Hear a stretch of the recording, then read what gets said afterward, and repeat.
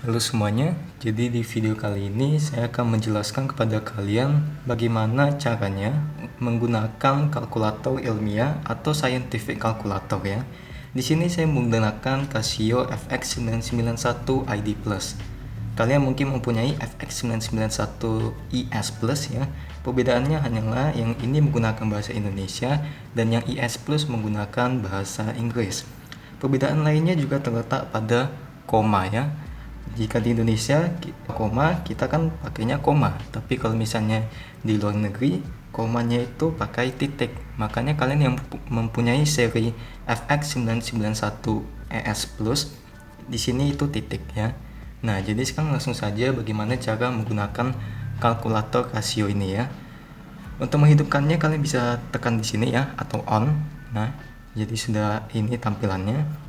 Cara menggunakannya sebenarnya seperti kalkulator pada umumnya. Jika kalian mau menghitung apa, ya tinggal laksanakan. Nah, cuma bedanya adalah kalkulator ilmiah ini mempunyai beberapa fitur tambahan ya. Jadi biar perhitungannya bisa lebih kompleks. Jadi di sini kalian bisa menghitung diferensial, integral, pecahan, akar, pangkat, logaritma maupun trigonometri, dan juga masih banyak fitur lainnya. Nah, jadi kalau misalnya kalian mau menggunakan fitur yang ada pada tombolnya, tinggal tekan saja, misalnya mau sin 30 sama dengan setengah gitu ya. Nah, problemnya adalah kenapa jawabannya pecahan ya. Misalkan kita mau hitung juga 5 dibagi 2, yang mestinya 2,5 ya jawabannya. Tapi di sini malah jawabannya 5/2. Kan ya otomatis tidak membantu ya. Kita kalkulator 5 bagi 2 malah hasilnya 5/2. Nah, bagaimana cara mendapatkan jawabannya dalam bentuk desimal? Dengan cara menekan tombol S ke D ini ya. Artinya standar ke desimal. Tekan satu kali dan kalian langsung mendapatkan hasilnya dalam bentuk desimal ya. Cara lainnya juga dengan cara shift ya, tekan shift kemudian tekan sama dengan, maka hasilnya langsung keluar dalam bentuk desimal. Cuma dalam beberapa kasus, ketika kalian menggunakan shift sama dengan, kadang-kadang kalian masih dalam bentuk pecahan jawabannya. Jadi kalian masih harus menekan ini lagi ya. Nah, sekarang misalkan kalian ada kesalahan perhitungan ya. Misalnya bukan 5 bagi 2. Wah, salah nih, mestinya saya menghitungnya 5 bagi 4. Cukup tekan yang tanda panah ke kiri ya. Tinggal tekan, maka pemilihannya langsung ke sini. Tekan delete, ganti dengan angka yang kalian mau, kemudian hitung lagi ya. Seperti ini, itu cara untuk kembalinya ya. Nah, sekarang kita belajar penggunaan fitur shift dan alpha. Apa sih gunanya shift dan alpha ini? Nah, jadi kalian bisa melihat ya, kalau misalnya kalian mau fitur yang ada di tombol, tinggal ditekan saja. Tapi gimana caranya kalau misalnya kalian mau menghitung yang rumusnya itu ada dalam bentuk kuning ini ya. Nah, contohnya saya mau menghitung akar pangkat 3 dari sesuatu. Kan kita butuhnya ini yang warna kuning. Jadi caranya adalah tekan shift, baru tekan ini. Maka keluarlah akar dari pangkat 3 gitu ya. Sama halnya untuk mematikan kalkulator ini ya.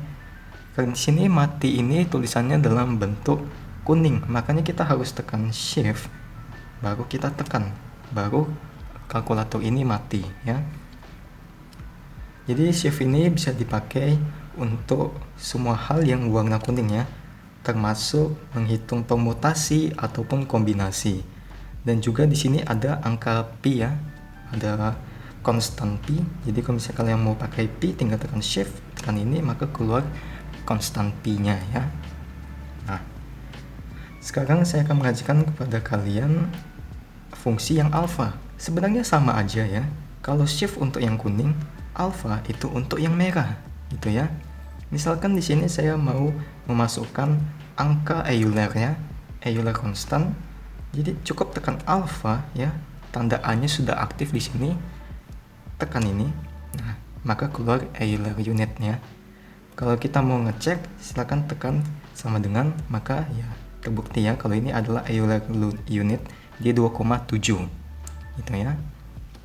Mungkin tidak kelihatan, maaf atas penerangannya ya. Kemudian sekarang saya akan menjelaskan kepada kalian fitur answer ya, atau ANS ini. Nah, jadi ANS ini menyimpan angka dari hasil perhitungan yang terakhir.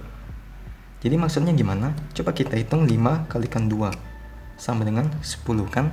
Maka answer ini akan menyimpan angka 10 ini otomatis ya. Kalian bisa lanjut perhitungannya, misalkan 10 kalian mau kalikan 2. Tekan langsung kali 2 ya. Di sini 10-nya langsung dalam bentuk answer ya. Nah, jadi itu fungsinya answer, yaitu angka terakhir dari perhitungan. Jadi hasilnya 20. Nah, sekarang kalian mungkin bertanya, apa gunanya menggunakan ini? Kan 2 kali 5 10, ya saya bisa menghafal 10 untuk kedepannya gitu ya. Nah, tapi bagaimana kalau misalnya kalian berhubungan dengan angka yang panjang gitu?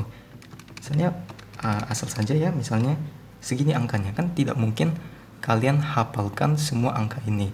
Kalian bisa juga tuliskan di kertas, tapi kemudian harus masukkan ke sini lagi, itu kan memakan waktu yang cukup lama. Maka itu kita gunakan fitur answer ini ya. Nah, jadi misalkan juga kita mau pakai ini tapi tidak secara langsung. Kalau tadi kan kita bisa kalikan 2 itu langsung. Tapi gimana kalau kita memasukkan ini ke dalam pecahan, misalnya 1 per angka ini? Maka kita buatnya 1 dibagikan. Nah, kita tekan answer. Angka yang tadi. Shift. Nah, sekian hasilnya. Ya. Kemudian misalkan kita mau menghitung ulang lagi ya, angka yang lebih kecil aja biar kita lebih gampang ngertinya. 10 ya. Kemudian 10 ini misalkan kita hitung 2 kalikan answer. 2 kalikan answer kan 2 kalikan 10 ya. Hasilnya 20. Nah, kalau misalnya kalian melakukan kesalahan, kalian harus hati-hati gitu ya. Karena hasil answer ini bakal berubah. Jadi kalau misalnya kalian tekan kembali, kemudian kalian mau menghitungnya, oh saya salah nih, saya mau hitung 3 kalikan answer. Jadi mestinya 3 kalikan 10, hasilnya 30. Tapi tidak. Berapa hasilnya? Hasilnya 60. Kenapa 60? Karena answer tadi sudah menyimpan angka perhitungan terakhir yang tadi, yaitu 20. Jadi kalau misalnya sekarang, answer ini sudah menyimpan angka 60.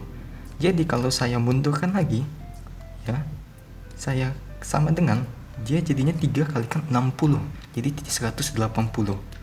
Nah, makanya itu kita harus hati-hati dalam menggunakan fitur ANS ini ya. Nah, jadi itu tentang perhitungan yang biasa. Nah, bagaimana dengan perhitungan lainnya? Ini kan mode default. Kita bisa gunakan mode yang lainnya. Jadi kita bisa buka di sini. Nah, di sini mode pertama COM itu berisi tentang perhitungan biasa yang dari tadi kita lakukan itu di mode COM. Di mode kedua kita ada kompleks ya, untuk menghitung bilangan kompleks. Kemudian yang ketiga ada statistik. Jadi kita bisa berhitung statistik, regresi, dan juga di sini ada basis. Jadi kita bisa menghitung bilangan spesifik ya, biner, oktal, desimal ataupun heksadesimal. Kemudian ada persamaan, ada matriks, ada membuat tabel, ada perhitungan vektor. Dan kalau misalnya kalian menekan tanda panah ke bawah, di sini ada mode lainnya, yaitu pertidaksamaan, mengecek perhitungan, dan juga distribusi. Contohnya di sini saya mau menggunakan persamaan ya, tinggal tekan saja angkanya. Di sini kan persamaan 5, saya tekan 5. Nah, di dalamnya ada beberapa pilihan, karena persamaannya seperti yang kita tahu, ada beberapa jenis ya. Ada X pangkat 2 tambah X tambah C. Dan saya mau coba yang ini ya. Jadi saya tekan angka 3. Nah, cara menggunakannya adalah misalkan saya mau 1X kuadrat. Setelah tekan 1, tekan sama dengan. Maka nilainya ke input di sini ya. Ke input ke koefisien A, X kuadratnya. Kemudian untuk B, saya tekan 5, tekan sama dengan ke input ya, ke B. Kemudian untuk C, saya tekan 6, tekan sama dengan, dan dia sudah masuk ke konstantanya. Jadi untuk hasilnya tinggal tekan sama dengan, dan kalian dapat ini X1 nilainya minus 2 ya. Di beberapa kasus kan kita menemukan nilai X yang berbeda kan, ada 2X. Jadi cara mendapatkan X yang kedua, tekan sama dengan ya, maka kalian dapatkan nilai X yang kedua. Bisa juga dengan tanda panah ya, tanda panah ke atas ataupun ke bawah untuk mendapatkan nilainya. Nah, setelah ini kalau kalian tekan hidup atau kalian tekan AC, akan tetap kembali ke mode persamaan. Kalau kalian matikan, kalian nyalakan, masih tetap dalam mode persamaan. Jadi untuk mengembalikannya ke awal, ingat seperti yang saya tadi bilang. Tekan mode, kemudian pilih yang pertama ya, karena pertama itu merupakan perhitungan yang biasa. Jadi setelah kita tekan 1, maka akan kembali ke seperti yang biasa ya. Nah, sekian tutorial dari saya cara menggunakan kalkulator ilmiah ya. Pada tutorial selanjutnya saya akan menjelaskan kepada kalian cara menggunakan akar pangkat maupun akar pangkat ya secara lebih detail lagi ya. Jadi semoga kalian terbantu dengan menonton video ini. Jika kalian terbantu, kalian bisa like, kemudian kalian komen di bawah apakah video ini membantu kalian, dan juga kalian bisa share kepada teman-teman kalian yang sedang belajar cara menggunakan kalkulator ilmiah ini. Dan juga jangan lupa untuk subscribe, jadi ketika saya mengupload video, kalian tidak ketinggalan videonya. Sekian dari saya, terima kasih dan sampai jumpa.